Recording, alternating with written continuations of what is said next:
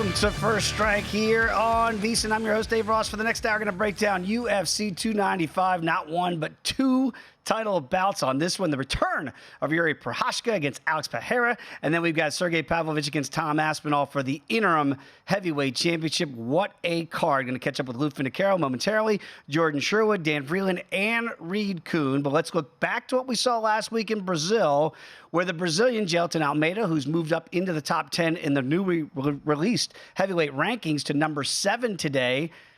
Uninspiring victory over Derek Lewis. Went all 5. He could have got that at 12-1 if you thought this fight somehow would reach the judges' scorecards. I did not believe that was a possibility, but that's what we saw with Jailton Almeida getting that easy win over Derek Lewis. Let's bring in the man.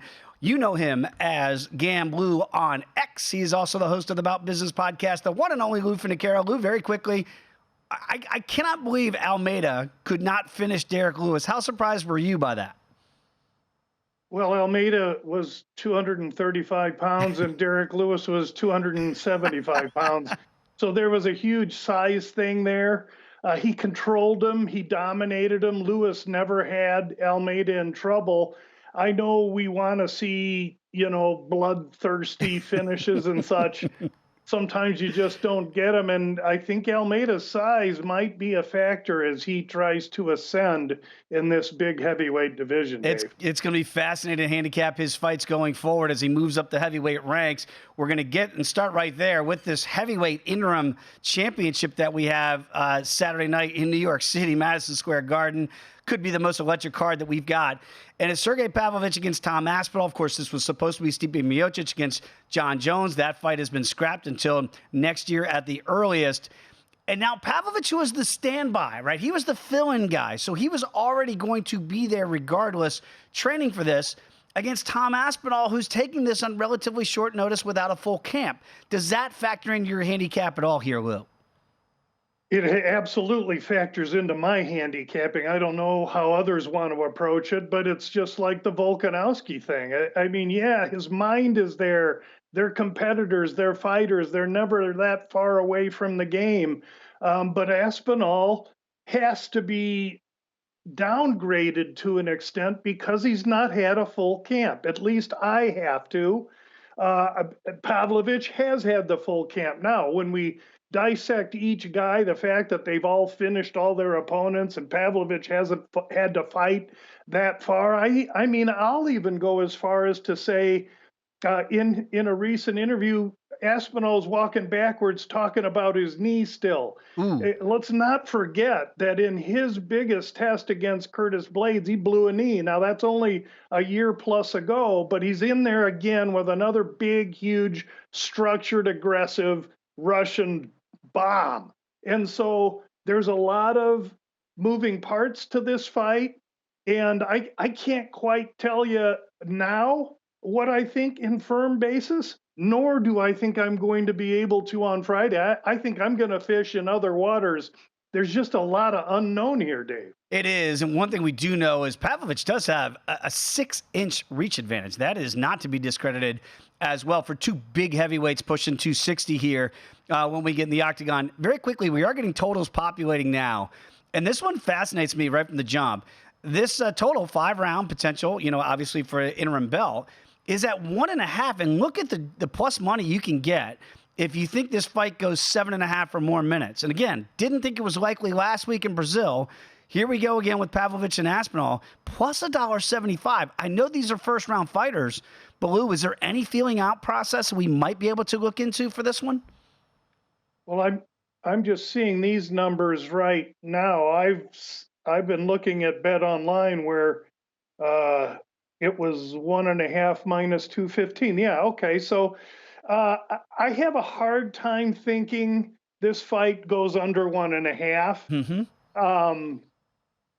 That said, maybe Aspinall has to play the Volkanovski and go out there and get it done because he doesn't have 5 rounds. Again, this is a fight that I may not be able to add much value to our listeners about. I think what I'll do is watch, learn, I think if both guys had a full camp and this was under different circumstances, the price would be different, and I'd be on Aspinall. Yeah, I'm right there with you on that. This shortened camp for Aspinall should play into the handicap as it does yours. I think it's really astute too that you don't feel like you've got an advantage here in the numbers, so take more of a wait and see approach. And I think that's a lesson to be learned for a lot of gamblers out there for sure. In the main event, Lou, I can't curb my enthusiasm for this fight here. When I look at Jiri Prochazka coming back, it's been a minute since we've seen Jiri in there. We don't know what his shoulder is going to look like. We do have Pereira now, his second fight now moving up in weight from 185 to 205. He has gone up in value, but I feel like there's starting to be some comeback money now in Prochazka. Maybe if the Pereira line's starting to get a little bit heavy. What do you make it now with Pereira at minus $1.30 with Jiri plus $1.10? Yeah, I have Prochaska opening plus 130, now hovering short plus with Pereira as the favorite.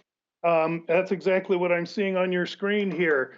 And again, some unknown here. First of all, with Pereira, he didn't look great against Jan. And I remember either coming on here or writing digitally that not only was Pereira's power going to transfer, it was going to transfer profusely. I couldn't have been more wrong. It didn't transfer in that fight. What happens here, I don't know. Meanwhile, Prochaska had a shoulder injury where it's like you take a cooked chicken wing and you just rip the wing right off. I mean, this guy had a major shoulder issue. It's a year ago.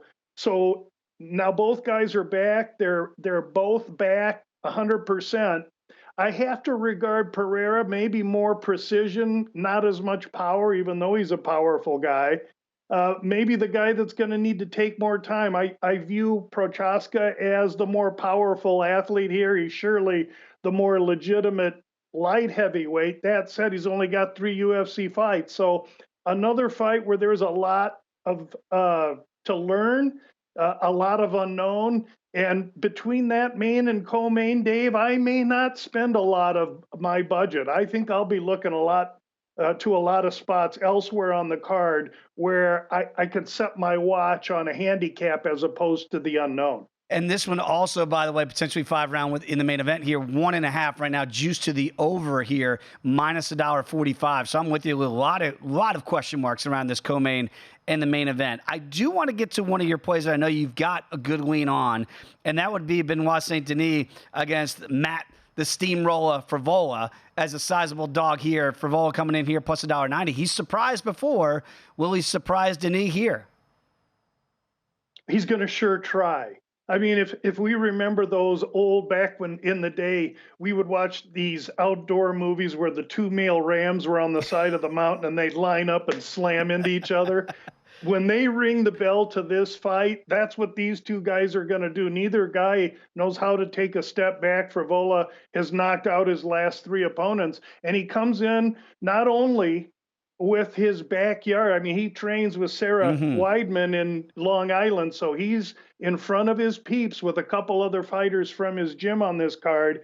But he comes in with momentum off of that Dober knockout. Dober took a very disrespectful approach towards the steamroller and paid for it. I don't think Saint Denis does. Saint Denis is 2 inches taller, has 2-inch reach advantage. He's the younger man by 3 years. He's the more well-rounded fighter. I think in many ways there's a lot to like about Saint Denis in this fight, but he better come with some respect because Frivola's going to be there and he's a willing participant in this fight. Another lean you might have early here is Diego Lopez against Pat Sabatini. And I'm seeing right now Sabatini as a small favorite here, about minus $1.30, $1.20 now we're seeing on the screen against Diego. Do we have a live dog scenario here in a very close aligned fight? I really think we do. In this case, the ship in from Brazil, he's a younger kid. He's the larger kid, but he doesn't have the experience. The thing with Sabatini is usually the wrestling pedigree, the grappling can be kryptonite to the Brazilian jiu-jitsu. In this case, I think young Lopez has the ground game to compete with Sabatini. More importantly, I think he has the ground game to make Sabatini compete with him on the feet.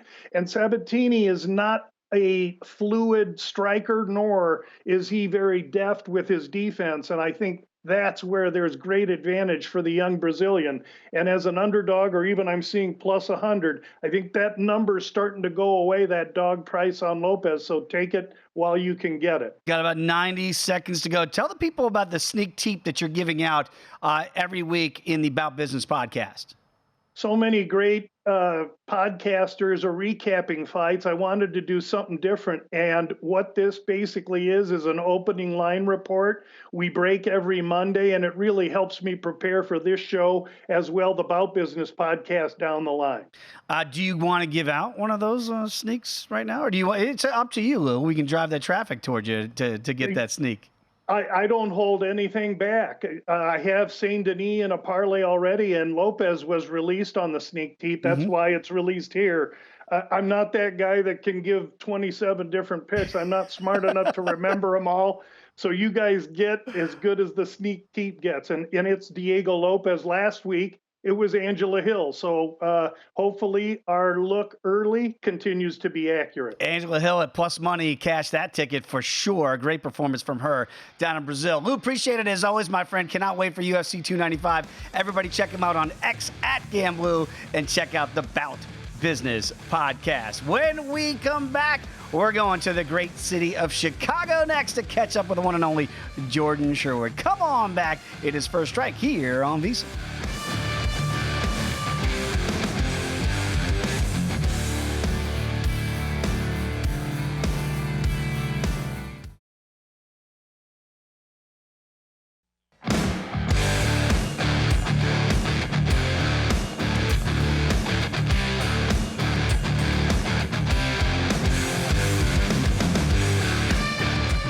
Before you make your next bet, be sure to visit VSiN.com. Check the current betting splits data. Want to know where the money and bets are moving for every game? Well, the betting splits page is updated with DraftKings odds every 5 minutes.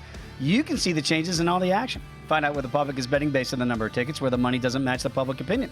You can check out not just today's action, but future events as well. Betting splits are another way VSiN is here to make you a smarter, better year-round. Check out today's betting splits for every game at VSiN.com. And yes, there are betting splits for UFC each and every week as well. Each and every week, we go to the great city of Chicago to catch up with our guy, Jordan Sherwood. You can follow him on X, as I do, at Wood on ESPN 1000. And this is, of course, football season. But I think even in Chicago, they can respect the fact that this fight card is in Madison Square Garden in New York City. Chicago does great jobs, too, when they host UFC events. But, Jordan, this feels like, they call it the Mecca. This feels like maybe the best fight card of the year, no? It is until we get to next month, which then is the best fight card of the year. I mean, December is loaded from top to bottom. Every single fight on that fight card is worth tuning into. I don't think that Chicago's a great sports city. I don't think it's a great fight city. So when you have a big time fight, you either go to Vegas or you go to MSG. So it's appropriate. We've got 2 title fights, not the one we wanted, but we've got 2 title fights and a couple other significant ones. At the Mecca of all arenas, you're right, in MSG, Madison Square Garden. Yeah, as what I think the Rolling Stones said, sometimes you can't get what you want, but you get what you need. We're going to get to that in the interim heavyweight championship fight at MSG. But I want to start off this with some picks that you have with some, I feel like some wrestling and certainly some Brazilian Jiu-Jitsu potentially involved in some of these picks. And one of them would be Marco Madsen. We know of his pedigree, certainly when the fight hits the ground against Jared Gordon. Do you think Madsen here is the right side? And right now, he's an underdog at plus $1.64. Yeah, look, I mean, obviously he's getting up there in age, and he got into the UFC and mixed martial arts after an outstanding, amateur and obviously Greco-Roman wrestling career.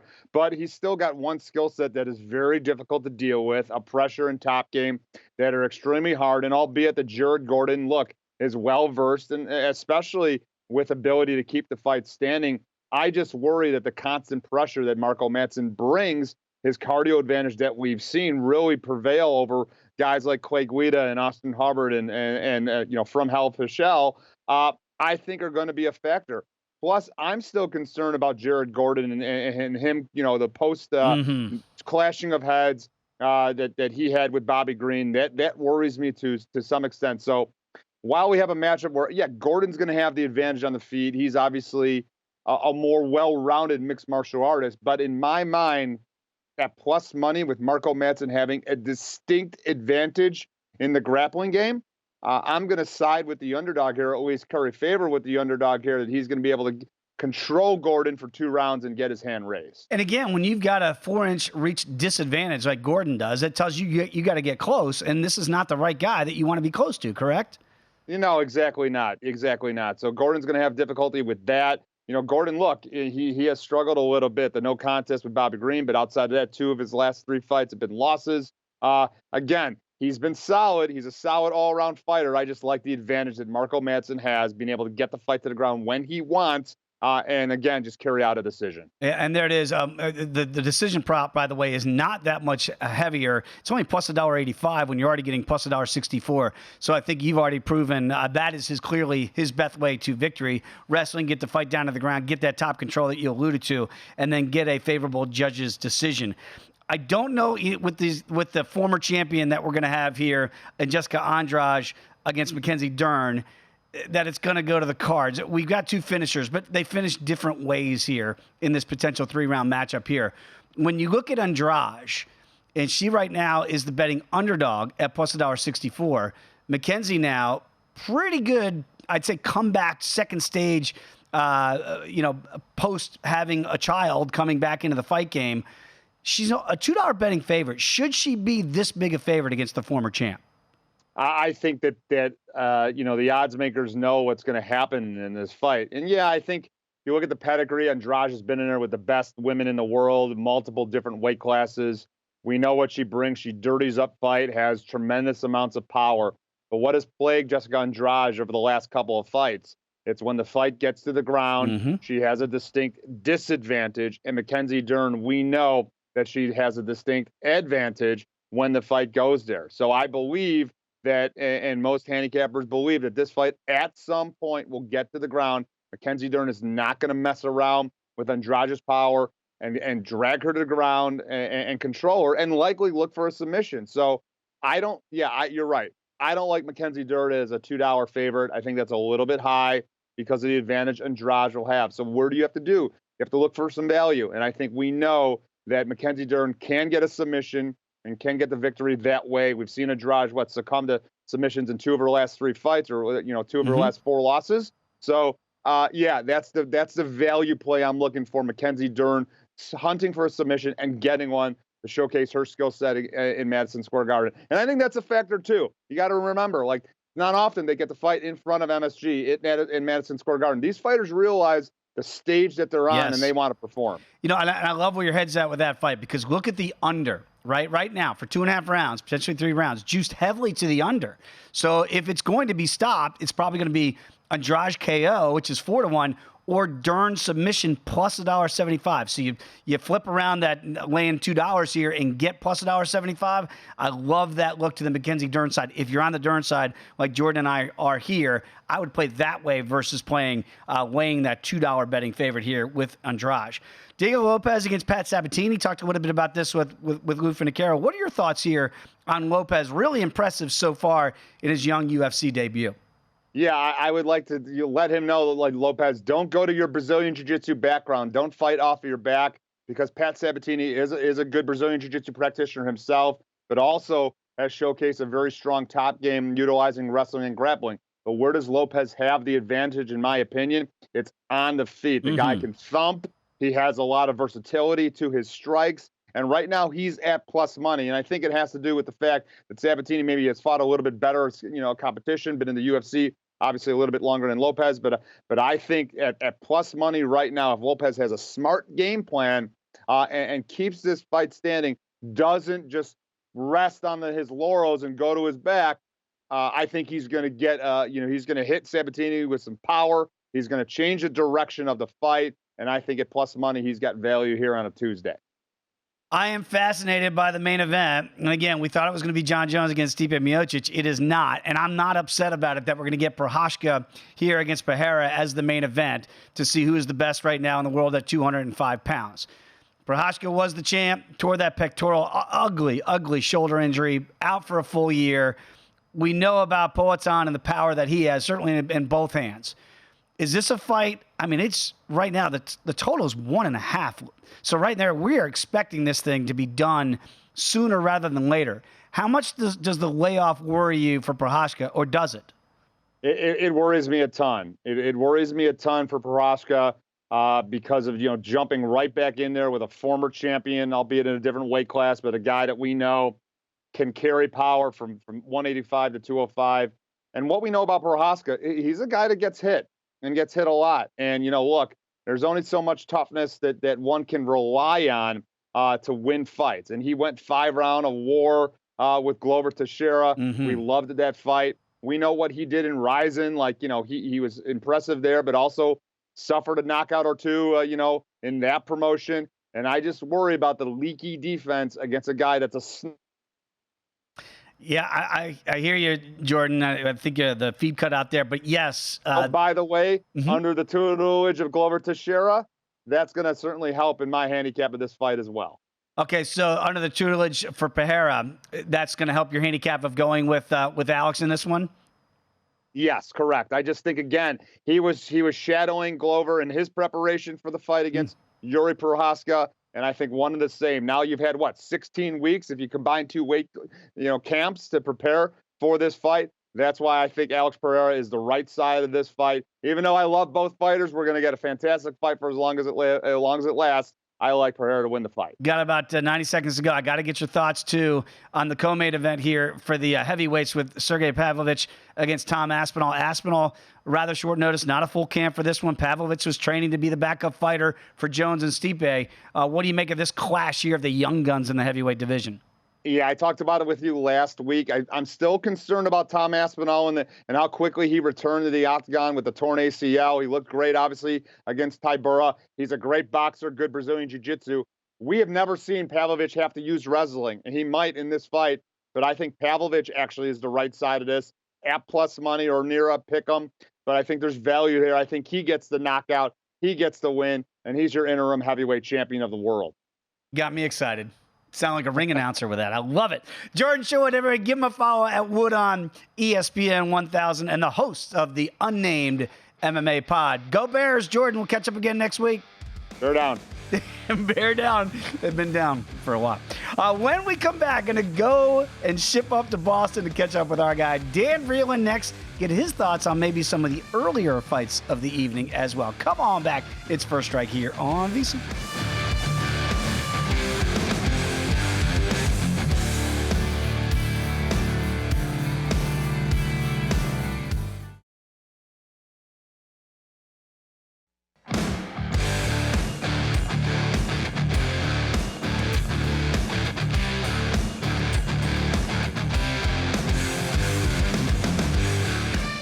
Become a VSiN Pro subscriber today. Get a daily email recapping all the best bets from our show hosts and guests. You're going to get unlimited access to our VSiN.com/picks page. Sort those picks out by sport, matchup, event date, and more. Check the top VSiN experts leaderboard to view betting records, profit, ROI, and see which VSiN expert has a current on hand. For VSiN Pro picks, betting splits, betting guides, plus 24/7 video access. Become a VSiN Pro subscriber today. Sign up now. Get access to everything we do through May 1st for only $120 at VSiN.com/subscribe. Let's ship up to Boston, catch up with our guy Dan Vreeland. You can follow him on X as I do at Gumby Vreeland. Dan, this is one of the best fight cards on the docket. Tell the people where they can access you, because I know you've been doing a yeoman's work to get ready for UFC 295. Yeah, you can check out all my writing at cagesidepress.com. That's where you can find my MMA writing, and my gambling writing you can check out at sportsgamblingpodcast.com. And then, of course, I do the MMA Gambling Podcast, which will give you picks for all these fights. And I do the Top Turtle MMA Podcast, which has interviews with a couple of these fighters and a little mini breakdown of the event as well. I mean, it's if you like that sort of thing. Dan, let's get to the fight you can't wait to watch versus the fight you can't wait to wager on. So the fight I can't wait to watch is Pat Sabatini versus Diego Lopez. Oh. Obviously, we could sit here and we could talk about the two main events. They're awesome. They're really awesome fights. But, like, as far as the fight a little bit further down in the card, look, that is between a guy who has got ridiculous submission skills in Diego Lopez, who I doubted multiple times, and he's just proven time and time again that he can sub anybody, up against the guy who's a submission machine in his own right in Pat Sabatini and brings like a totally different style of grappling, like a wrestler mentality, that Daniel Gracie, John Marquez style of grappling that I've really come to love. So it's awesome to see like both of their grappling skills tested against one another. Mm-hmm. And then as far as the one that I can't wait to bet, I still don't know how Tabitha Ricci is an underdog in this fight against Lupi Godinez. I love Lupi Godinez. I'm a big fan of her. Time and time again, I've bet Lupi Godinez, and I've thought it's been a smart bet. But she's up against Tabitha Ricci here, who I think does a lot of the same stuff as her, only slightly better.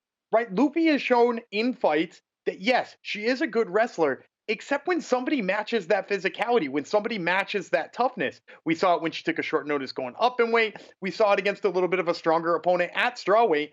And I think she's getting another strong opponent here at strawweight, and one that has shown excellent wrestling skills, excellent top control, and I even think sometimes a little bit better at boxing sometimes out of Ricci. So the fact that you can get her here, up in the plus 140s, I'm seeing, like, that is an incredible value to me. All right, so plus $1.42, you're going to go with Tabitha here as the underdog for your best fight to wager on. With the Lopez side, do you like him now at even money? We are seeing that he's starting to take money, but do you like Diego in that spot? I have gone back and forth on this fight so many times. I know I usually have a pick locked in for pretty much any fight you bring up every time I come on here. This is one I'm going to have to say, like, I think this winds up at the over. I think we say that these submission skills just kind of cancel each other out. I can't imagine Pat Sabatini doing anything to finish Lopez outside of exhausting him and maybe hitting an arm triangle choke. But even then, I don't know that Lopez is going to tire out. And as far as Lopez goes, his crafty submission game works really well on a lot of fighters. I'd be shocked to see it work on Sabatini outside of, sweeping and scrambling and winding up back on the feet, where I do think he is a touch better. Don't see either of them knocking each other out. So I think I just like the over here. Well, and how about this? You get great value with your call there. Plus $1.55, over 2.5 rounds. And for the fight just to hit the cards without picking a winner, Dan's going to give you plus $1.80. Dan won't, but DraftKings will. That's pretty darn good value right there for this fight to hit the cards here in New York City. Let's get to some other fights on the prelim card that I know you've got your eye on. John Castaneda right now is a small betting favorite against Kyung-Ho Kang. Right now, Kang is plus $1.20 in the comeback. Castaneda minus $1.42. What do you make of that matchup there? Again, this is a line I'm absolutely shocked on. When I saw the fight posted, I assumed Castaneda would be 2-1 at least favorited. And the problem here is that I think people are thinking Kyung-Ho Kang has the wrestling to stop Castaneda. He's huge, right? Like people have said time and time again, a big-bodied bantamweight. And a lot of times he's used his own wrestling to win fights. But at the end of the day, Kyung-Ho Kang is only beating guys with his wrestling who don't really know how to wrestle all that well, right? Like he's beating strikers with that wrestling and that size. And a lot of it is just brute strength and brute size. Castaneda is a guy who trains wrestling in Minnesota at the same place Brock Lesnar used to train his. And he's got a bantamweight's version of that body, right? Like he's got the big shoulders. He's got the double leg takedowns. He's got the arm triangles. I think we see a guy with much more technical wrestling here, just absolutely dominating Kyung-Ho Kang in that realm. And to be honest, I think he's got the boxing that could put him away too. I don't think he should stay there very often because I think that's a way more dangerous route for him. But I think if he goes to that wrestling early, you're going to see him win this fight easily. Minus $1.42. Love that price point that we're getting here on a Tuesday. You better get it now because after Dan's word gets out, it's going to go up. Let's get to Steve Erceg here against Alessandro Costa. Costa right now, the comeback is plus $1.40. Erceg minus $1.66. Is this number still playable for you, for Steve? Yeah, it's still playable for me, for Steve. It's gone up a little bit here. He was originally a little bit closer to a pick'em, which obviously I would have liked. But I like Steve Erceg here for a couple of reasons. I think Costa's being played up because of his takedown defense. His takedown defense is phenomenal. We saw it against Amir Albazi, which, of course, if you're doing it against Amir Albazi, you've got some good takedown defense. But I think people are underestimating that Steven Erceg doesn't just need his submission game to win. Yes, the bulk of his wins do come by rear naked choke. They come by guillotine, all that kind of stuff. But as we saw in his last fight with David Dvorak, he doesn't need that to beat you. He outboxed David Dvorak easily in his last fight. And I really think that people are maybe sleeping on how just good of a boxer he is. Plus, we're talking about a massive height advantage in this fight. We're talking about 4 inches of height advantage on Alessandro Costa. It's only listed as 2 inches of reach, but I tend to think the functionality of that reach is a little bit longer because he's got, he leans with his jab more better. I think his arms are actually longer. Costa, of course, they measure the chest, and he's got a bigger chest there too. So I think the functional reach of Usyk is even better than the 2 inches, and I think you're going to see that play with his jab here. Do you think this fight hits the cards here? Or do you think, because you look at the submission price here for Usyk, it's plus 375 KO, TKRDQ is 6-1. So using that height advantage, certainly maybe even if obviously this fight hits the ground, that's where the sub could come into play. It feels like right now, I would say that they're leaning you towards that decision prop at plus 210. Do you think you can get it done inside the distance? I think the decision prop makes sense. As much as I want to be able to say, like, no, call him for a submission, call him for a finish here on the feet, he's not really finishing anybody of Alessandro Costa's ability level on the feet. So, again, I'm not just trusting that he will do it suddenly now. And with the fact that Costa has such good takedown defense and seemingly pretty good jiu-jitsu once he's there too, I don't think Usyk is going to set anything up there outside of like a club and some. So I think you're really just grasping at straws if you're looking for a finish here. And I think the smart play is to just assume this goes the distance. Borshev against Sadikov. Nazim right now is a small favorite at minus $1.35. But Dan, you think we might have a live dog scenario here? I love Slavoclaws, and I know that he has a massive flaw in his game. And I do mean massive flaw. He has a huge issue with wrestling. Seemingly every time we've seen him fight somebody who can shoot a decent takedown, he's looked bad doing it. The problem is I think we're thinking of that issue. We're seeing a guy whose last name ends in OV, and we're assuming that he's able to take him down. Nazim Sadikov is not some amazing wrestler. Nazim Sadikov got taken down early and often by Terrence McKinney. He's got no successful takedowns in the UFC so far. He spent 4 minutes on his back in that Terrence McKinney fight. Now, granted, he did come back in that fight because Terrence McKinney gasses in the way that Terrence McKinney always gasses. But we're talking about a guy who doesn't wrestle much, hasn't shown any interest in wrestling much, and is going to strike with a dude who has been an absolute sniper on the feet, right? Like Slavoclaw is going all the way back to his time on Contender Series. The thing you know about him is he's a dangerous puncher. So we've got a guy who likes to strike and a guy who is going to oblige him in that fight. I'm going to take Slavoclaw. I think he's got the harder hands. I think he's got the more dangerous ability to finish this fight. And I think he's even got probably the speed advantage here, too. And plus money right now, so gobble that up while you can. Got about 90 seconds. Got to get to the co-main of the main event here. Pavlovich against Aspinall for the interim belt here. Not the fight we thought we were going to get, but maybe the fight we deserve. Who is going to be the interim champion here in the heavyweight division? I know you were talking to me before we recorded last week about, I can't believe I'm getting Pavlovich at this price. I'm actually siding with Tom Aspinall. Oh. The more and more I think about it, I'm just, the question mark about Sergei Pavlovich's wrestling defense to me is too big to really trust him at any price. And it's basically a pick 'em, right? Or damn close to it. So I'm going to go with Tom Aspinall on this one, thinking that his wrestling carries the day. I would have liked to seen Curtis Blades test that wrestling of Pavlovich, and maybe we'd know more, but instead he played patty cake with him until he was woozy. So I'm going to go with Pavlovich as the first guy to test that, and I think he gets it done, or first guy since Overeem at least, and I think he gets it done that way. Sure. Yeah, in the other fight, I'll give you that one quick too. I'm going to go with Jiri Prochazka. I think his unconventionality, like the fact that he's just weird as hell on the feet, I think it's weird for a guy like for Pereira, right? Like Pereira's not going to know what to do with that spinning and all that kind of weirdness. So yeah, give me Jiri Prochazka, especially if you can get him at plus money. You can get him at plus money right now, plus $1.10. I just hope the shoulder is okay, because that has the chance to be one of the wildest fights we've seen in quite some time for the light heavyweight championship. Dan, appreciate you as always, my friends. Give him a follow there at Gumby Vreeland on X. When we come back, we're going to Washington, D.C. Reed Kuhn next here on First Strike.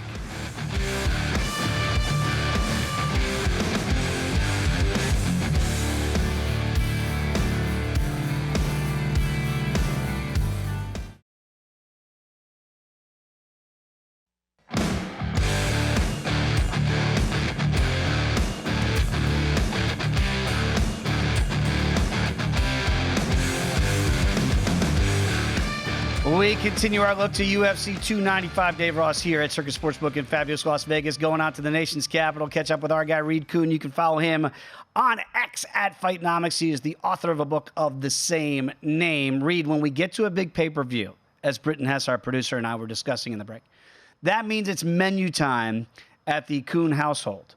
Now, what will that menu consist of? When do you start putting it together? Because this is one of the best fight cards of the year.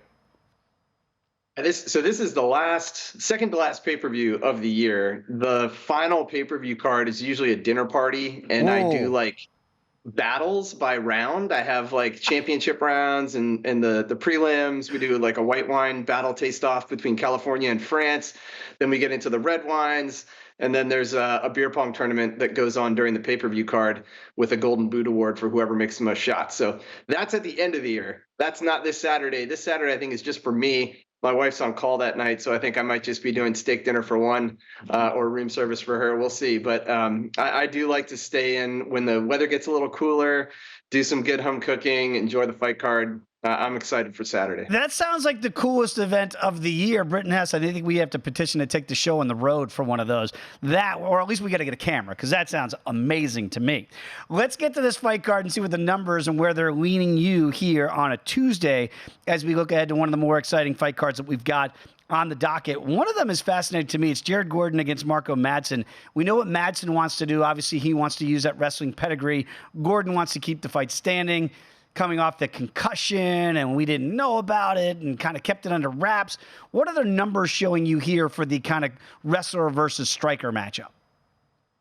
Yeah, Mark Madsen's an interesting guy because he came in with such good wrestling credentials, and he did have success early on using that wrestling. But if you look at the numbers anyway, they don't really show you the numbers of a really great wrestler, dominant-wise. His ground control is somewhere in the 50s, so you would expect an elite grappler to be up in the 90s, someone who is generally the one in control on the mat. That's a very important measurement that I look at. Gordon is actually higher by that metric. He has been, technically speaking, a more effective wrestler than Madsen on the ground. And so that's a big red flag if you're thinking, hey, elite credentials, wrestling, automatic win or automatic value. That is something I have looked for in the past. But in this matchup, I think Gordon is just more well-rounded. First of all, he's going to be the more proven striker on the feet. And I think his wrestling is good enough to hang with Madsen, at least in an MMA type of environment where he's mixing it up. And so in a 3-round fight, I'm hoping that Gordon is the one who is able to change levels a little bit more effectively. Age is also a concern for Madsen as he's approaching 40, if he can still do what he's done in the past. So I do think Gordon is showing up well on paper. He shows up well in the models. And yeah, I got to lay a little juice for him, but this is overall a fairly well matched card in terms of betting lines. Mm-hmm. So I think I'm going Gordon here, and I think it's a bargain. Yeah, fascinating. When you look up and down the card, you don't see, these huge favorites that we see from time to time, $6 betting favorites or the like. That is not existent on this fight card. Very quickly, when you mentioned that, we know what Madsen wants to do with the wrestling. You mentioned Gordon's pretty good there, maybe even better, the number showing. Does that lean you towards an over here? Would you look at Gordon via decision, or do you think there is finishing potential? Either guy has actually landed a single knockdown, which is a little bit surprising because we do have several hours of fight time combined. And we also have 0 submission attempts per minute on the ground anyway. So there's not a lot of finishing potential here. I think this turns into more of a positional stalemate. I think Gordon can be a little bit more effective with the strikes, but then I don't think either one of these guys is really going to roll over the other one on the mat. I think it's just going to be more of a position mismatch. I think that's what Gordon is hoping for, is just be the one who lands on top, stifle the offense, tire him out. He's 39, and hope you can get the round victory. So I'm definitely going over on this one. And two, if you like Gordon by decision, by the way, plus money there at plus $1.25. Excellent information as always.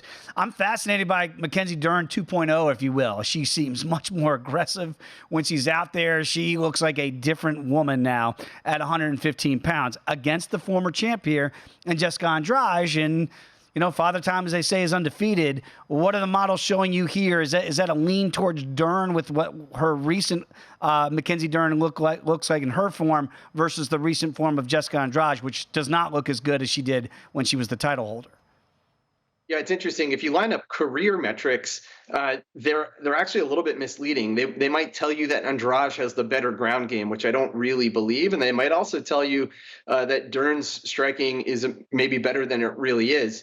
So if I take a more recent view of the data, I think Andrade has struggled against good grapplers lately, especially bigger, stronger people. And so she's been trying to flirt with different weight classes. It didn't quite work out at flyweight. She's back at strawweight, which I agree. That's where she should be. She has been successful there, obviously. But Dern does seem to be the new breed, and her grappling credentials are excellent. And so if you had to design someone who could deal with Andrade, hopefully it's a big, strong girl like Dern who has clear grappling advantages. And Andrade, it's not like she's any slouch on the ground, but she has struggled there. She has been finished there. And so I think Dern is in the pole position to do just that. I just don't want Dern to fall in love with her striking, to get overconfident. Every now and then she starts to unleash the hands and she gets into deep waters. I think that could get her into trouble against someone as powerful as Andrade. So hopefully Dern just uses the hands to set up the takedowns, maybe using the fence as well. But she needs to get this to the ground. And if she does that, I think she's clearly in the position control. Let's stay in the same division here with Lupi Godinez against Tabitha Ricci. And Ricci right now is the underdog against Lupi in this one. What are the numbers showing you here as we stay in the strawweight division? Yeah, I think Lupi is going to have the advantage on the feet. She's very accurate as a striker, unusually accurate for that division, and she has more fight time to rely on in terms of this data. So I actually believe it. She's a very good at-range striker. Both women have liked to use their grappling. They actually attempt more than the average takedowns, and they have been very effective on the ground. I think that's kind of a stalemate here. Maybe Ricci has the advantage on the mat, but only a little bit. I think they kind of cancel each other out. And if they do that and they have to stand and trade, that's where I like Godinez. It's just at the current price point, I don't think there's a ton of value. I think this is more close on paper. And so, yeah, maybe I lean the over, but it's Godinez, it may be in a squeaker. What about the steamroller, Matt Frevola? Very popular fighter, fighting in his backyard against a guy in Benoit Saint-Denis who's been really, really impressive last couple times out. So you can understand why Benoit is a solid favorite here at minus 230. Is there a live dog scenario with the wild man that is the steamroller? Yeah, live by the sword, die by the sword. I mean, Frevola, he has a very high knockdown rate, but equally he has eaten some in return. Whereas St. Denis has been very good offensively and clean on his defense. He hasn't taken damage. He hasn't been knocked down. Arguably, his grappling metrics are much more superior than Frevola, at least effectively what he's done in the cage. So I do see a lot of advantages here for the Frenchman. I'm probably going to have to lay the juice, though. He's roughly 2-1, I think, over Frevola. Frevola does have that knockout capability. He's got the puncher's chance. I just hope that this gets out of the first round and then Benoit runs away with it. I think he is superior on both levels, at least technically speaking. They're going to pull my USA card if I back a Frenchman over Team USA here, Matt Frevola. Let's get to the co-main and the main event here. I'm fascinated by both of these fights. I want to see if you have any early leans. I'll go to the main event here to begin the conversation with Alex Pereira against Jiri Prochazka. Big fan of both these guys. I don't know that the numbers, I wonder what they show you here for Pereira in this new weight class here, his second time out against the former champion coming off that year layoff and that awful shoulder injury here. What are the numbers showing you here on a Tuesday? Yeah, there is this complication of Pereira only moving up to light heavyweight just recently. He did perform well, better than expected, I think. He is more likely to mix up his strikes, at least utilize leg kicks and body kicks. That, again, based on his history to date, I don't know if he changes that game plan here, but neither man is going to take a lot of takedown attempts. So I think we expect to get what we want, which is a stand-up striking duel, and that's what makes this interesting. I think Pereira is the more proven kickboxer out range. Jiri, obviously, he's a wild card. I mean, who knows what he's going to pull out? But Jiri, the problem is his defense, is that he is eating punches at a very high rate. That is a dangerous thing to do, especially in this division against a great striker like Pereira. So that leaves me with a slight lean on Pereira, but not enough where I feel like I want to play this one. I think there's too much uncertainty. I think this really is one of those coin flip type fights. Someone might land something. If not, I think Pereira gets a decision. but I'm a little worried about who might get a finish first. Only have about 20 seconds. Do you have any quick thoughts here on Aspinall against Sergei Pavlovich? Only that I hope to get more data from these two guys. I mean, combined, they only have 33 minutes of octagon time, and they're fighting for a title, which is ridiculous. So I'm looking for Aspinall. I think he is the better, more well-rounded fighter. He has a slight edge on paper, metrics-wise. I think I will be playing him, and at least I don't have to lay a lot of juice on it. Admittedly, this line should stay tight, and I hope it does. Reed, can't wait to see the menu. Everybody give him a follow on X. Thanks to Rob Moreno and Britton Hess. Enjoy UFC 295. We'll see you next week right here on First Strike.